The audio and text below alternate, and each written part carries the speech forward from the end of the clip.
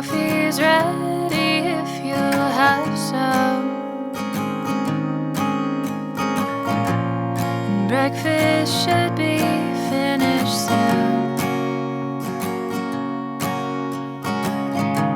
The paper called for sun to... Hey everyone, so welcome to Deca TBR-a-thon. It is day one, and so today is Wednesday, and we are gonna, I'm gonna try to daily vlog. I don't know if it's gonna happen, but we're gonna have kind of a boring day, so come along with us. So this morning actually started at 3:30. The baby woke up at 3:30, and then, so I started listening to my audiobook, but then she woke up again at 5, and then again at 5:45, and my 3-year-old decided to join her and wake up at 5:45, and so I was just like bouncing around between rooms, and then finally my husband took over and he held the baby in the rocking chair in the 3-year-old's room and held her hand and got everybody back to sleep, thankfully, while I worked out, so that was awesome. And then this morning, we've done a Sam's pickup, Walmart delivery, grocery delivery, which if you aren't doing Walmart grocery delivery, it is the best thing ever. It's wonderful. It's like $90-something a year, and they deliver your groceries. It's wonderful. But we're all in our World Cup shirts. We are Kansas City. Mine's a Kansas City specific, obviously, but it has got like the highest neck. It is so weird. I feel like I keep needing to so I don't know if I'll wear it all day, but the girls all have like the World Cup is coming home or something, and it's really cool. I'll try to get a picture of it later today. But because the USA plays today, so whoop, whoop, whoop. Not here in Kansas City, obviously, but that's okay. We're excited. So let's talk about books. So I listened the whole time I was working out on the elliptical. I listened to A Good Enough Mother, and I'm a good chunk of the way through this. And the reason I decided to listen instead of do YouTube, watch YouTube like I typically do, is one, because I'm uber motivated to just read all the things. And my physical TBR is the lowest it's been in a long time, so that feels really good. I mean, it's not, whatever. It's still super high, but, so that is motivating, and just, getting points and doing all the things. But this book is actually not very good at all. It's got like a 3.5 rating on Goodreads, so I probably should have known, but this is about a woman who is a trauma therapist, and she has adult twins, a boy and a girl, and the boy has gone missing like a year and a half ago, and he was always different. Not, very introverted, had some attempts at unaliving himself, things that she could never kind of figure him out. And so now he's missing, and she has this patient come in, and he reminds her very, very much of her son. And so the book is just this lady, I can't remember, Ruth is her name, and her kind of crossing boundaries with this guy, but not really, not super intensely. And it's 300 and something pages, and there's not a lot of tension, truthfully. I want to know what happened to her son, but it's really slow, and Ruth is awful. I don't like her at all. We get to know her past a little bit, and she was raised by an alcoholic mother, and I totally get how that need for control when your home safety is not there. I get how that can be, but she is she's got adult children, so I'm guessing maybe 50s. I don't know how old she is. 50s, 60s, something. I don't know. And her, she thinks things need to be done her way, or there is no other way.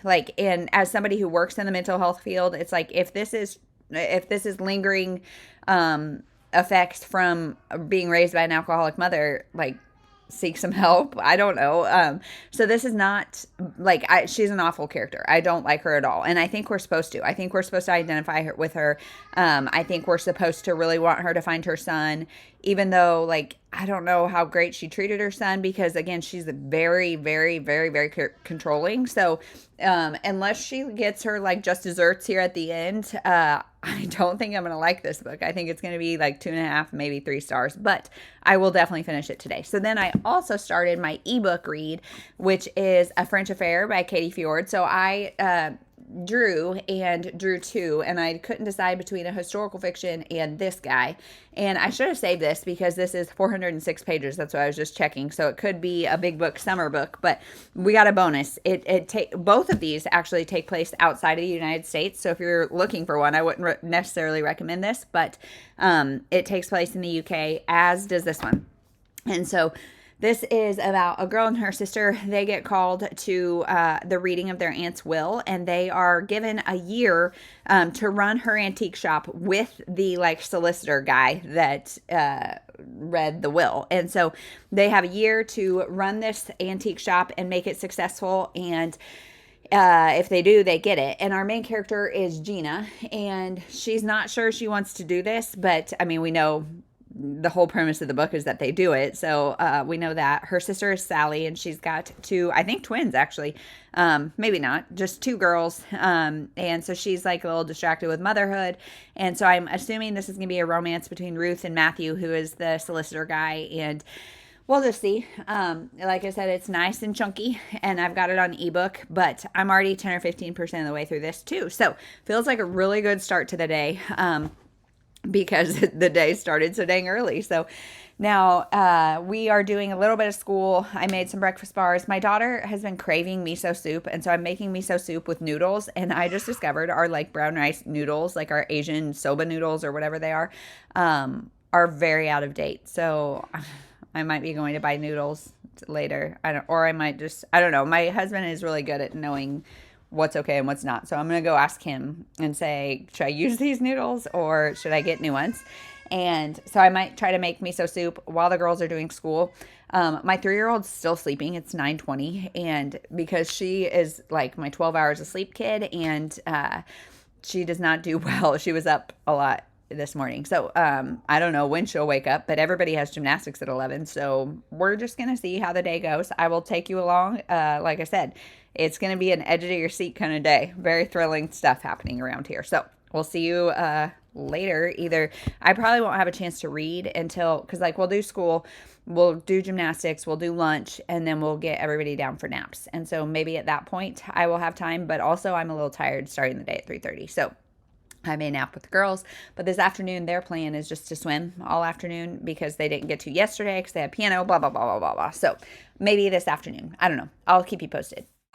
Blonde hair, blue eyes, that'll make you faint on sight. But she looks like trouble.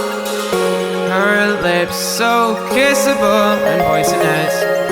I know she won't be good for me.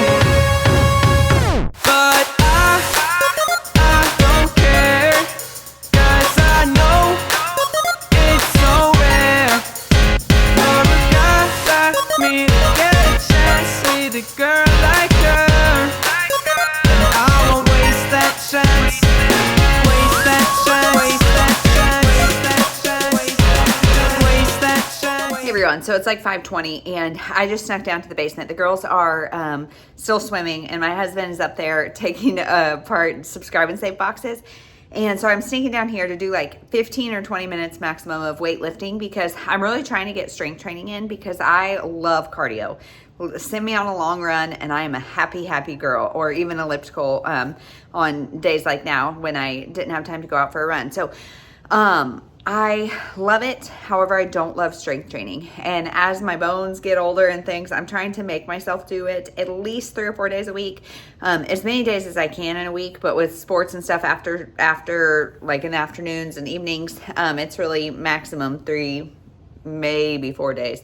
So I'm going to sneak in a quick lift, and then I've got pizza in the oven, and I'm going to run upstairs, eat, and then get on the live show. So I listened to a little bit more of Good Enough Mother during nap time, but I did fall asleep with the girls, so I don't have much more to say. I think like reading wise, these will pretty much be like morning updates. I don't know, it's not frequent that I'm gonna have time to read during the day. Like I read at bedtime and really that's it. So I will get on maybe briefly after sprints and let you know if I got anything done. I'm not going to be able to stay at sprints very long because the my kids, well, one, the baby still sleeps with me, and two, like, we divide and conquer to do bedtime instead of doing staggered bedtimes, which really would make more sense, but today is not the day to change that. So I'll check in one more time, and then we'll go from there.